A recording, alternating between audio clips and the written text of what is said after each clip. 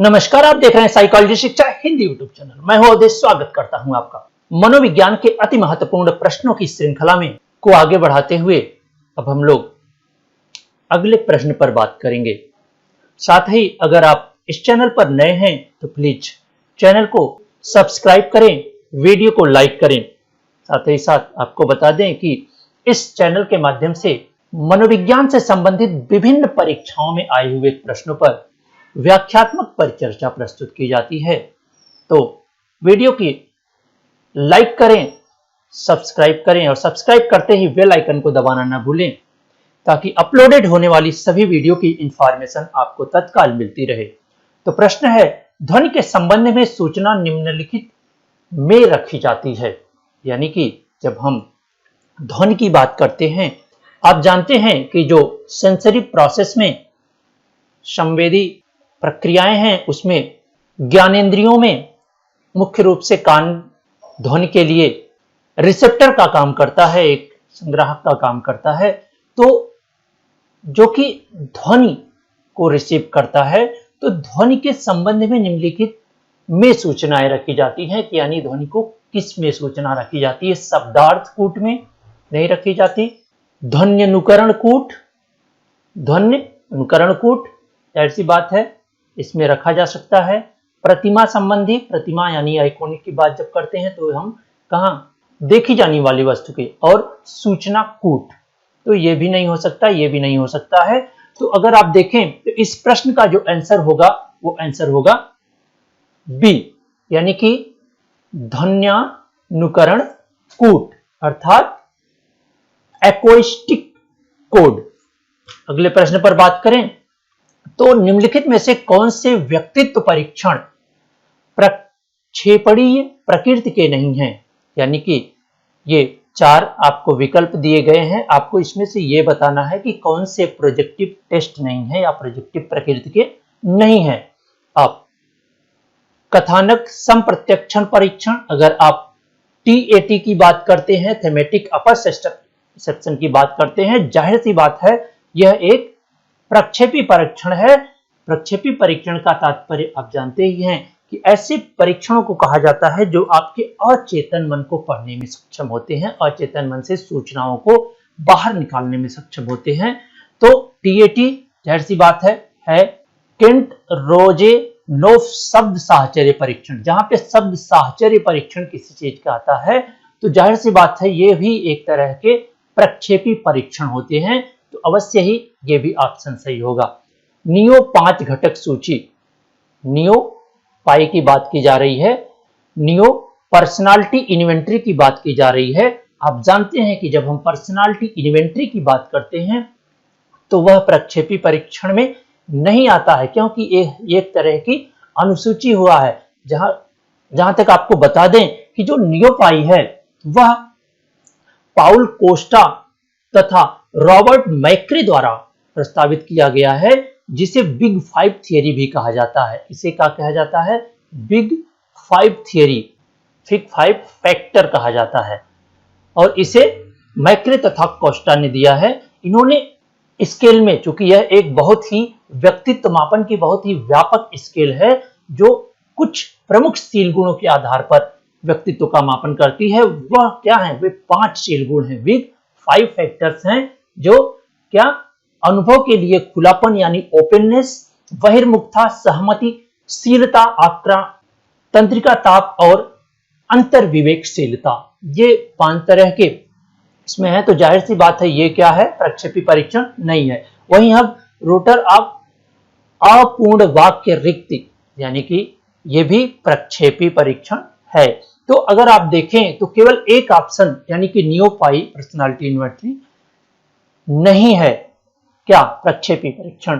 तो आप देखेंगे 1, 3 और 4, 1, 3 और 4 ऑप्शन जहां पर भी होगा वो 1, 2 और 4, तीसरा नहीं है, तो तीसरे को आप निकाल देंगे। तो 1, 2 और 4 कहां पे है? तो वो ऑप्शन आपको मिलेगा ऑप्शन सी में। ठीक है, अगले प्रश्न पर चलें तो अभिकथन और कारण वाले प्रश्न है। अभिकथन को पढ़ेंगे। थैलेमस और हाइपोथैलेमस की संवेग में महत्वपूर्ण भूमिका होती है। हमने आपको पिछले व्याख्यानों में कई बार बताया है कि एक बहुत ही महत्वपूर्ण संरचना मानव मस्तिष्क में पाई जाती है, जिसे लिम्बिक सिस्टम कहा जाता है। लिम्बिक सिस्टम जो कि केवल स्तनधारी प्राणियों में पाई जाती है और उसी का परिणाम होता है क्या? संवेग, उसका प्रमुख परिणाम होता है। और लिम्बिक सिस्टम में महत्वपूर्ण संरचनाएं दो होती हैं, जिसे थैलमस और हाइपोथैलमस कहा जाता है। थैलमस जो कि रिले सेंटर होता है और हाइपोथैलमस जो आप जब लिम्बिक सिस्टम की संरचना देखेंगे तो बादाम की तरह से ये थैलमस होता है, जस्ट उसी के नीचे क्या होता है? हाइपोथैलमस। आप नाम से ही समझेंगे हाइपोथैलमस यानी कि थैलमस के जस्ट नीचे ये, तो ये संवेग के लिए जिम्मेदार होता है, उसी की बात की जा रही है। तो यानी कि यह जो अभिकथन है वो सही है। ठीक है, आए कारण पे आते हैं। थैलमस और हाइपोथैलमस शरीर रचनात्मक रूप से एक दूसरे के निकट हैं। हमने अभी अभी बताया कि ये क्या है? ये थैलमस है और ये हाइपोथैलमस है, तो निकट क्या? एक दूसरे से पूरी तरह से सटे हुए हैं। तो अभी ये भी ऑप्शन पूरी तरह से सही होता है, यानी कि ये अभिकथन और कारण दोनों ही सही हैं। अब बात होती है कि क्या कारण अभिकथन की व्याख्या कर रहा है? तो चूंकि ये संवेग की बात की जा रही है, अभिकथन संवेग की बात कर रहा है और कारण में कहीं भी संवेग की बात नहीं की जा रही है, तो यह कथन तो दोनों सही है, लेकिन जो व्याख्या है वो व्याख्या नहीं की जा रही है। इस आधार पर जो ऑप्शन आपका सही होगा वो होगा बी। अगले प्रश्न पर चलें तो टेलर ने दुश्चिंता को अंतर्मोद के रूप में प्रत्ययीकरण किया। टेलर की बात की जा रही है, टेलर के दृष्टिकोणों की बात की जा रही है दुश्चिंता पर, कि जो प्रयोज्य दुश्चिंता मापनी पर उच्च प्राप्तांक पाते हैं, यानी कि जो प्रयोज्य दुश्चिंता मापनी पर उच्च प्राप्तांक पाते हैं वे शीघ्रता से अनुकूलित होने होंगे बजाय न्यून प्राप्तांक पाने वाले प्रयोज्यों की। प्रायोगिक अध्ययन पलक यानी कि नेत्र छिद्र अनुकूलन के लिए एक परिकल्पना की पुष्टि करते हैं। परिकल्पना निम्नलिखित में से साक्ष्य प्रदान करती है, यानी कि अब यहां कुछ विकल्प दिए गए हैं, इस विकल्प के आधार पर आपको बताना है कि कौन सा विकल्प इस साक्ष्य को परिणत करता है। आइए हम देखते हैं। दुश्चिंता मापनी की भविष्य सूचक वैधता। भविष्य सूचक वैधता की बात की जा रही है, ये हो नहीं सकता। दुश्चिंता मापनी की संरचनात्मक वैधता, कंस्ट्रक्ट वैलिडिटी की बात की जा रही है, ये हो सकता है। दुश्चिंता मापनी की समवर्ती वैधता, समवर्ती की बात यहाँ कहीं है नहीं, और कंटेंट वैलिडिटी की भी बात नहीं है। तो इस आधार पर अगर आप देखें तो इस प्रश्न का जो आंसर सही प्रतीत होता है सबसे अधिक, वो ऑप्शन बी होगा, यानी कि दुश्चिंता मापने की संरचनात्मक वैधता। वहीं हम अगले प्रश्न पर चलें तो अगला प्रश्न है अभिकथन और कारण। फ्लिन के अनुसार बुद्धि लब्धि IQ परीक्षणों के में निष्पादन विश्व भर में सभी आयु स्तरों पर काफी बढ़ गया है। फ्लिन का एक अध्ययन है जिसमें उन्होंने कहा कि जो बुद्धि लब्धि परीक्षणों का निष्पादन है वह आयु स्तरों के साथ काफी बढ़ा हुआ है पहले की अपेक्षा। ठीक है, वही कारण कह रहा है कि परीक्षणों में निष्पादन आनुवांशिकता और वातावरण की अंतःक्रिया का कारण है। IQ में, यानी आप ध्यान दीजिएगा, IQ यानी कि बुद्धि लब्धि परीक्षणों में जो निष्पादन होता है वो केवल और केवल आनुवांशिकता का कारण नहीं होता है, न तो वातावरण का कारण होता है। क्या होता है? यह दोनों के इंटरेक्शन यानी अंतःक्रिया का परिणाम होता है कि उसके निष्पादन किस प्रकार के होंगे। तो इस आधार पर अगर आप देखें तो दोनों ही ऑप्शन सही है। ऑप्शन ए भी सही है कि पहले की अपेक्षा क्या है, जो निष्पादन है वह बढ़ा हुआ है IQ पर, और जो IQ पर जो निष्पादन प्राप्त होता है वह केवल और केवल किसी एक फैक्टर्स का नहीं, आनुवंशिकता और तथा वातावरण दोनों के अंतःक्रिया का परिणाम होता है। तो इस आधार पर अभिकथन और कारण दोनों सही है, परंतु व्याख्या नहीं करता है। तो इस आधार पर जो ऑप्शन सही होगा वो ऑप्शन सही होगा बी। आगे 46 से 50 तक के जो प्रश्न हैं वे एक गद्यांश है। गद्यांश को पढ़ने के बाद आपको प्रश्नों का आंसर देना है। तो हम गद्यांश पढ़ते हैं कि शोध के चर का प्रत्येक केंद्रीय महत्व का है। मनोवैज्ञानिक शोध में चरों को विविध तरीकों से वर्गीकृत किया जाता है, यानी कि चरों का जो वर्गीकरण होता है वो कई प्रकार से होता है। एडवर्ड्स ने चरों को 3 रूपों में वर्गीकृत किया है, उद्दीपक चर, व्यवहार परक चर और जैविक चर। एक अन्य परिप्रेक्ष्य में चरों को 2 रूपों में बांटा गया है, यानी कि दूसरे अगर संदर्भ में देखें तो 2 चरों में वर्गीकृत किया गया है, सतत चर कंटीन्यूअस तथा डिस्क्रीट वेरिएबल, यानी कि सतत चर और असतत चर। असतत चरों को आगे वास्तविक असतत चर और कृत्रिम असतत चर 2 चरों से बांटा गया है, में वर्गीकृत किया। शोध में चरों को विभिन्न तरीकों से परिभाषित किया जा सकता है। सामान्य तौर पर 2 प्रकार की परिभाषाएं दी जाती हैं, संगठक परिभाषाएं और प्राचलिक परिभाषाएं, प्रचालनात्मक परिभाषाएं। वास्तविक शोध करने में चरों के प्रचालनीकरण का अत्यधिक महत्व है। 2 या ज्यादा चरों के बीच प्रत्याशित संबंध के अंतरिम विवरण को परिकल्पना कहते हैं। यहां पर परिकल्पना की बात की जा रही है कि 2 या अधिक चरों के प्रत्याशित संबंध के आंतरिक विवरण को क्या कहते हैं? परिकल्पना कहते हैं। शोध परिकल्पनाएं निर्देशात्मक यानी कि डायरेक्शनल भी हो सकती हैं और नॉन डायरेक्शनल भी हो सकती हैं। यह कहना अनावश्यक होगा कि मनोवैज्ञानिक शोध में परिकल्पनाएं शक्तिशाली साधन होती हैं। तो ये गद्यांश है। आइए उसके प्रश्नों पर अगर हम, तो प्रश्न है निम्नलिखित में से किन चरों को जैविक चरों का नाम दिया जाता है?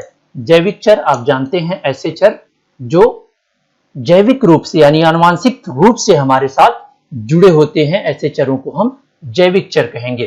तो आप देखिए, कार्य जटिलता ये जैविक चर नहीं हो सकता है। बुद्धि जैविक चर है, कार्य सीखते हुए त्रुटियां करना यानी कि ये भी एक तरह का कार्य से संबंधित है, ये जैविक चर नहीं हो सकता। हृदय की धड़कन ये भी जैविक चर है। तो आप देखेंगे कि जैविक चर यानी कि जो हमारी आनुवांशिकता से जुड़ा हुआ है, हमारे शारीरिक रूप से जुड़ा हुआ है, वह जैविक चर की श्रेणी में आता है। तो अवश्य ही जो आपका ऑप्शन सही होता है वह ऑप्शन सही होता है बुई, यानी कि दूसरा और चौथा जैविक चर है। अगले प्रश्न पर चलें। कृत्रिम रूप से असतत चर का उदाहरण निम्नलिखित में से क्या है? ठीक है, कृत्रिम रूप से ध्यान दीजिएगा, 2 चीजें हैं, एक तो कृत्रिम रूप से, दूसरा असतत चर का उदाहरण ऐसे चर जो असतत होते हैं यानी खंडित होते हैं, उसे कंटिन्यूअस नहीं किया जा सकता है, और बनाए हुए चर होते हैं। 2 बातों को रखना है। परिवार में बच्चों की संख्या ये असतत चर तो है लेकिन कृत्रिम चर नहीं है। ठीक है, ये एक तरह से जैविक चर माना जाएगा। तो ये गलत हो जाएगा। राष्ट्रीयता नहीं हो सकता, लिंग नहीं हो सकता, क्योंकि कृत्रिम चर की बात की जा रही है, और कृत्रिम चर यानी कि बनाया गया चर पास और फेल वर्गों में परिणाम, परीक्षा परिणाम क्या है? पास और फेल वर्गों में। आप जानते हैं कि यह एक असतत चर है, या तो आप पास होंगे या तो फेल होंगे। ऐसा नहीं है कि आप पास भी हैं, थोड़ा सा फेल हैं, थोड़ा सा पास है, यानी कि उसमें कंटिन्यूटी कहीं नहीं आ सकती, या तो आप पास हैं या तो फेल हैं। ठीक है, तो इसका जो और जो ये वर्गीकरण, जो ये वर्गों में जो विभाजन किया गया वो खुद किया गया है, यानी कि उसका विभाजन किया गया, यानी कि कृत्रिम चर हैं ये। तो अवश्य ही जो आपका ऑप्शन सही होगा वो ऑप्शन सही होगा डी। अगले प्रश्न पर चलें। तो बुद्धि की प्रचालनात्मक परिभाषा निम्नलिखित में से क्या है? आइए, अब यहां पर ऑपरेशनल डिफिनेशन की बात की जा रही है किसी भी, यानी कि बुद्धि की ऑपरेशनल डिफिनेशन क्या हो सकती है। इसमें से कुछ ऑप्शन दिए हुए हैं, उस ऑप्शन में से आपको बताना है कि प्रेक्षण करने वाले मनोवैज्ञानिक द्वारा बुद्धि का श्रेणी निर्धारण, प्रेक्षण करने वाले मनोवैज्ञानिक द्वारा हो सकता है। ठीक है, देखिए ऑपरेशनल डिफिनेशन क्या होती है कि हम किसी भी चीज को किस संदर्भ में लेना चाहते हैं, किसी पर्टिकुलर समय या कॉन्टेक्स्ट या संदर्भ में। ठीक है, तो अवश्य ही यह ऑप्शन आपको सही मिलेगा। आलोचनात्मक रूप से सोचने की योग्यता के रूप में बुद्धि समस्याओं का समाधान करती है और नूतन स्थितियों के साथ समायोजन करती है। यह तो एक तरह से इसकी ऑपरेशनल डिफिनेशन नहीं है, ये ओरिजिनल डिफिनेशन के रूप में है, तो यहां पर ऑपरेशनल डेफिनेशन की बात की जा रही है कि हम किस रूप में लेना चाहते हैं। तो वहीं जो रेवल का प्रोग्रेसिव आध्यांतरी पर स्कोर के रूप में बुद्धि, तो अवश्य ही इसको भी लिया जा सकता है। तो इस तरह से जो ऑप्शन आपका सही होगा वो ऑप्शन सही होगा सी। अगले प्रश्न पर चले, तो स्त्रियों की तुलना में पुरुष ज्यादा बहिर्मुखी होते हैं, यह किसका उदाहरण है? आप ध्यान दीजिएगा, स्त्रियों की तुलना में पुरुष ज्यादा बहिर्मुखी होते हैं। आप जानते हैं कि यहां पर बताया जा रहा है कि बहिर्मुखता की कैटेगरी पर यह बताया जा रहा है कि पुरुष जो होते हैं वो अधिक बहिर्मुखी होते हैं और महिला कम बहिर्मुखी होती है। एक तरह से क्या बताया जा रहा है? दिशा बताया जा रहा है, डायरेक्शन बताया जा रहा है। तो अवश्य ही यहां पर क्या डायरेक्शनल हाइपोथेसिस होगी, यानी कि दिशेतात्मक या आप कहिए निर्देशात्मक परिकल्पना होगी। तो इस आधार पर जो आपका ऑप्शन सही होगा वो सी सही होगा। आप जानते हैं कि डायरेक्शनल और नॉन डायरेक्शनल दो तरह की परिकल्पनाएं निर्मित होती हैं। तो अगर आप शून्य परिकल्पना की बात करें तो वहां पर कोई दिशा नहीं होती है, तो वह एक तरह से नॉन डायरेक्शनल हाइपोथेसिस होती है। लेकिन यह यहां पर बताया जा रहा है कि जो पुरुष होते हैं वो अधिक बहिर्मुखी होते हैं, किससे? महिलाओं से। वह एक डायरेक्शन बताया जा रहा है, एक दिशा बताई जा रही है, तो यह निर्देशात्मक परिकल्पना होगी। अगले और इस सीरीज के अंतिम प्रश्न पर अगर हम बात करें तो निम्नलिखित में से क्या परिकल्पना का शैलीकरण रूप से सही रूप बताता है? अब यहां पर साइंटिफिक रूप से, यानी कि एक तरह से कहिए परिकल्पना का साइंटिफिक रूप कौन सा सही है? बुद्धि और अकादमिक उपलब्धि के बीच संबंध का अध्ययन। इस तरह से परिकल्पना नहीं बनती। परिकल्पना क्या है? किसी समस्या का प्रस्तावित समाधान होता है, यानी कि वैकल्पिक समाधान प्रस्तुत करती है।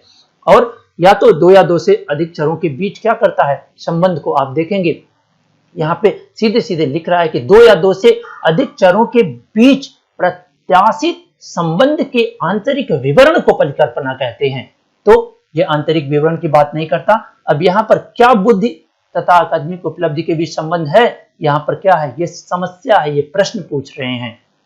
ठीक है, आगे बात करें, बुद्धि और अकादमिक उपलब्धि सकारात्मक रूप से संबंधित हैं। अब देखिए यहां पर सीधे सीधे हाइपोथेसिस की बात की जा रही है कि बुद्धि और अकादमिक उपलब्धि सकारात्मक रूप से संबंधित हैं। अब उसकी आप सत्यता की जांच करिए, यानी कि हाइपोथेसिस टेस्टिंग करिए आप। ये सही है, बुद्धि और अकादमिक उपलब्धि असंबंधित है, यानी संबंधित नहीं है। अब इस तरह से आप दोनों ही परिकल्पनाओं को सही मानेंगे और दोनों की आप जांच कर सकते हैं। तो इस आधार पर आप देखेंगे कि जो आपका ऑप्शन सही होता है वह ऑप्शन सही होता है तीसरा और चौथा, अर्थात डी। हमें उम्मीद है कि आपको इन प्रश्नों की व्याख्यात्मक परिचर्चा मिली होगी और आप प्रश्नों पर विभिन्न तरह से सोचने में अपने आप को सक्षम पाएंगे और एक प्रश्न पर, किसी एक प्रश्न पर बने कई प्रश्नों का आप आसानी से जवाब देने में सक्षम होंगे। तो अगर आपको यह व्याख्यान पसंद आ रहे हैं, अच्छा लगा हो, तो प्लीज चैनल को सब्सक्राइब करें, वीडियो को लाइक करें और अधिक से अधिक मित्रों में शेयर करें। आपका यह वीडियो व्याख्यान अंत तक देखने के लिए बहुत बहुत धन्यवाद।